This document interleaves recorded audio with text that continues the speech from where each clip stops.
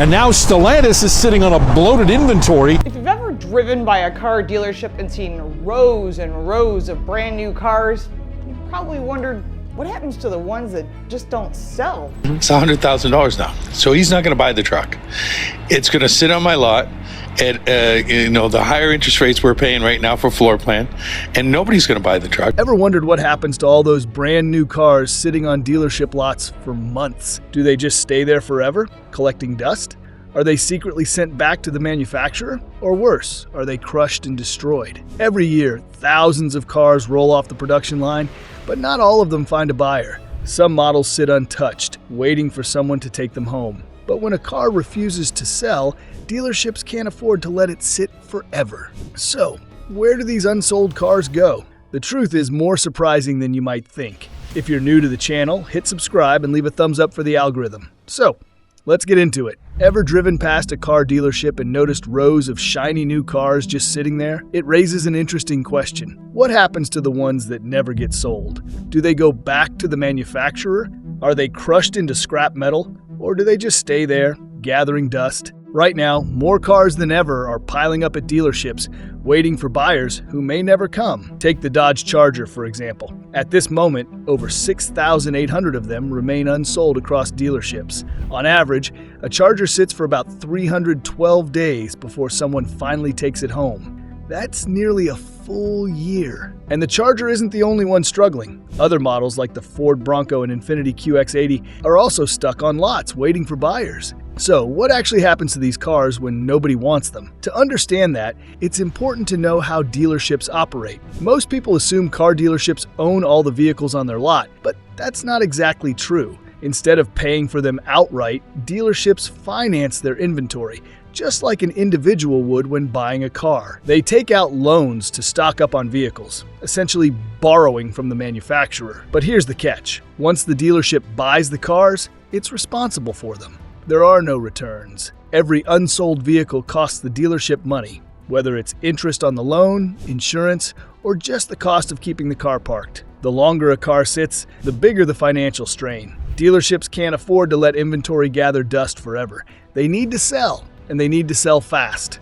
But when certain models just won't move, what do dealerships do? That's where things get interesting. Car manufacturers spend years researching trends and forecasting demand before launching a new vehicle. They analyze consumer preferences, market conditions, and sales data to predict which models will be popular. But no matter how much planning goes into it, predicting demand is never an exact science. Some cars become best sellers, while others struggle to find buyers. Trick number 1, price drops and incentives. Once a car rolls off the assembly line, it makes its way to dealership lots where it is expected to sell within a reasonable time frame. Ideally, a dealership aims to sell a new vehicle within 60 to 90 days. When that doesn't happen, the car turns into a problem rather than a profit. Every unsold vehicle costs the dealership money, taking up space, accumulating interest from financing, and increasing maintenance expenses. Dealerships must take action when a car sits on the lot for too long to avoid financial losses. One of the first things they do is lower the price. A slow-selling model can quickly become more attractive to buyers if it's offered at a discount. For example, the Ford Escape has been struggling to sell, with nearly 58,000 unsold units sitting at dealerships across the country. Since these vehicles have been on the market longer than expected, dealers are now offering steep discounts to encourage buyers. Manufacturers also intervene when a specific model isn't selling. Rather than leaving all the price drops to the dealers, automakers lure you in with special promotions to increase sales. You may have 0% financing, only for a limited time, evergreen cashback deals, and appealing lease offers. Sometimes a dealer will include extras, like a free maintenance package or an extended warranty, to make a car look like a better deal. Trick number 2. Harvesting new cars as gently used bargains. Other times, a new car just won't sell. It is parked on the lot, untouched, while buyers walk past it for something else. Rather than allow it to collect cobwebs, some dealerships have a clever plan for making it more attractive. They put it in the used car lot. It might sound weird, but it's actually quite easy. The dealership puts the unsold vehicle into its loaner fleet. Loaner cars are referred to as vehicles that are temporarily provided to customers while their own vehicle is being serviced. If a new car does not sell right off the lot, the dealership may allow customers to drive it for a few months. While it might only accrue modest mileage, it's no longer new once it's used as a loaner. Now, it can be marketed as a secondhand vehicle, often for a much lower cost. Why do dealerships do this? Pre-owned vehicles sell more quickly. Most buyers balk at paying full price for a new vehicle, but when the same automobile is advertised as being pre-owned with a markdown, it becomes a coup. The car is not a lot different, but the perception is. Another version of this trick involves dealership employees. For example, a sales manager or another employee might drive the car as a demo vehicle for some months. Once it's returned, the car is technically used and the dealership can discount it to move it. Some even go further and sell them on their respective certified pre-owned CPO programs. Assures customers that the vehicle has been thoroughly inspected, meets a higher quality standard, and typically comes with a manufacturer-backed warranty. Buyers are drawn to the concept of an essentially brand new car without the full bill of a new car price. If not, dealerships have other tricks up their sleeves to ensure that no car languishes on the lot for too long. Trick number 3, cars trading in auctions. Not every car sells fast in every market. A convertible may fly off the lot in Florida, where the sun is out year-round, but the same car could languish on the lot for months in Minnesota, where winters are long and brutal. Likewise, you might find a rugged SUV that sells like hotcakes in the mountains of Colorado, yet fails to attract buyers in a major metropolis like Los Angeles. To address this issue, dealerships can find themselves swapping cars with one another. Just because a vehicle isn't selling in one part of the world doesn't mean it's exactly what drivers in another territory want. A high-end sedan sitting on a lot in New York might be a hot commodity in California. By trading cars, dealerships can move slow-selling inventory off their lot and receive vehicles that have a better chance of selling in their region. This approach is particularly effective for specialty models, unique trims, or specific colors that might not have suited the local market. But not every car sells, even when transported to a different dealership. If a car eventually sits unsold, there is one more option, which is the auction. Trick number 4, sending cars to auction.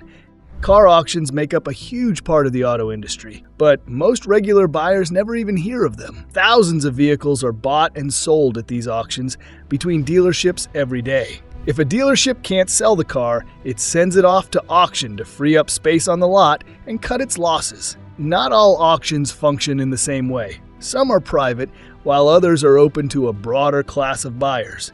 Closed auctions are available only to franchise dealers for a specific brand. So-called cherry picking is an example. Ford dealers can attend a Ford-only auction in which, if no Ford dealership sells a few units, they go to the auction and try to bid for unsold cars sold by other Ford dealers. This keeps resale values in check and keeps them in the brand's network. However, any licensed dealer can participate in an open auction. These auctions can be chaotic, with dealers from afar fighting for cheap vehicles. Independent used car lots often depend on these auctions to acquire their inventory, buying cars for a fraction of their initial cost, and then reselling them to the public. The auction network, owned by Cox Automotive, is one of the largest in the industry, Manheim. If a car isn't sold at a dealership, 9 times out of 10 it finds its way to a regional Manheim auction, where another dealer will eventually snag it. But auctions are not a workable solution for the dealership. The price that most cars go for at auction is typically far less than retail. That said, there are times when taking a loss at auction is better than being stuck with a vehicle that continues to burn cash away in financing and storage fees. One fascinating tidbit that many buyers don't know is that rental car companies are among the biggest auction buyers. A slow-selling vehicle that doesn't lure a customer into a dealership may live on as a rental car. The markup on new cars means that many of the units available for rent today were probably surplus stock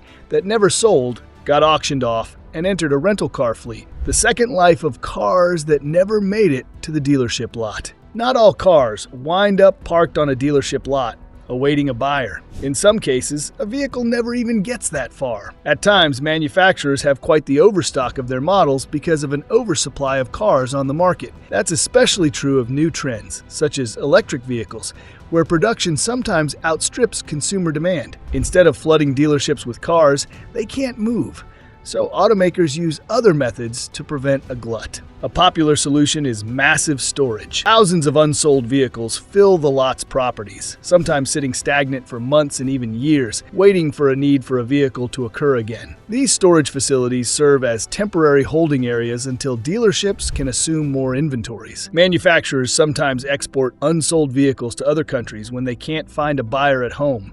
A model that doesn't sell in the United States may find buyers overseas, with higher demand for that model. Going global with vehicle shipments enables automakers to move excess inventory overseas instead of sharply discounted prices in one market. Not every car, though, gets a second chance. Occasionally, manufacturers decide to convert brand new vehicles to scrap or recycle them instead of selling them at a steep discount. That may sound extreme, but it preserves the brand's value. Selling too many cars for the bottom dollar can hurt future sales and tarnish the perception of the brand's value. One way or another, every car eventually finds a destination. The next time a car sits on a lot for months, remember, it won't stay there forever, but that doesn't always mean it will end up in someone's driveway. Do you agree? Let us know in the comments below, and don't forget to subscribe to the channel. See you in the next video.